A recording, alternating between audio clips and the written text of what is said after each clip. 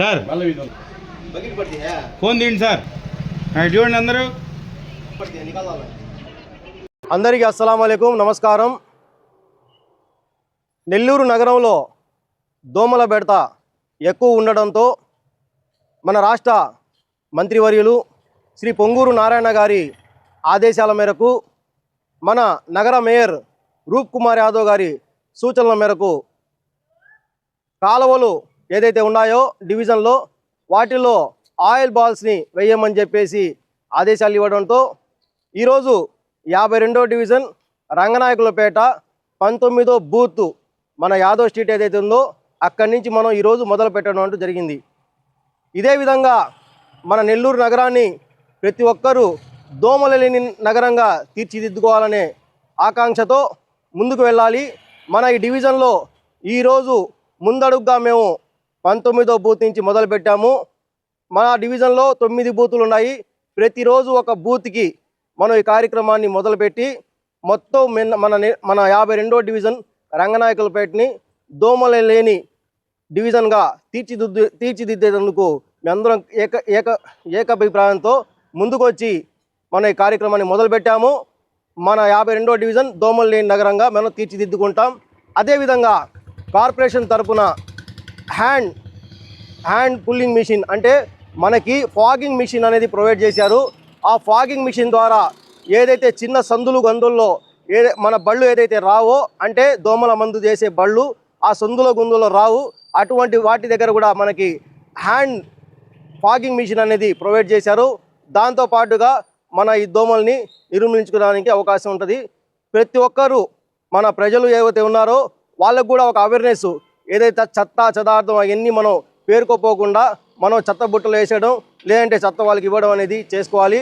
పారిశుద్ధ కార్మికులతో మాట్లాడడం కూడా జరిగింది.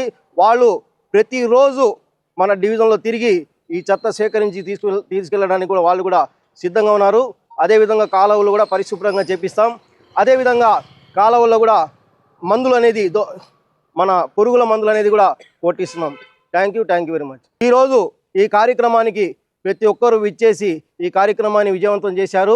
అదేవిధంగా మన రూప్ కుమార్ యాదవ్ గారికి, ముఖ్యంగా పొంగూరు నారాయణ గారికి అధికారులను ఆదేశించి మాకు ఈ డివిజన్లో ఎటువంటి ఇబ్బందులున్నా కూడా మా అధికారులతో పని చేయించినందుకు మన పొంగూరు నారాయణ గారికి ప్రత్యేక ధన్యవాదాలు తెలుపుకుంటున్నాం. ఈరోజు 52వ డివిజన్లో ఈ ఏవైతే సవిటి కాలువలు మురికి కాలువలు ఉన్నాయో వాటిల్లో ఆయిల్ బాల్స్ అయితే వేయటం జరిగింది. మన మాన్యశ్రీ మున్సిపల్ శాఖ మంత్రి వర్యులు ఆయన ఎయిమ్ ఫస్ట్ నుంచి ఒకటే, నెల్లూరు నగరాన్ని దోమలు లేని నగరంగా చూడటమే ఆయన ఇది. కానీ ఈరోజు పెద్ద పెద్ద కాలువలు రిపేర్ చేయటం, ఆయన యూజిడి స్టార్ట్ చేశాడు.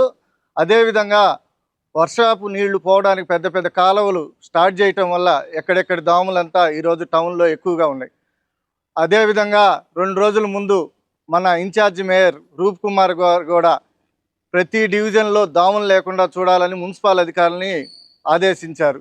దీనిలో భాగంగా ఈరోజు 52వ డివిజన్లోని తెలుగుదేశం పార్టీ కార్యకర్తలు నాయకులు అందరూ కలిసి ఈరోజు ప్రతి కాలువలో ఆయిల్ బాల్స్ వేయటం జరిగింది. అదేవిధంగా మన కార్పొరేటర్ మేడం ఆదేశాల మేరకు ఈ రోజు నుంచి ఫాగింగ్ కూడా ప్రతి బూత్లో ఏర్పాటు చేయటం జరిగింది.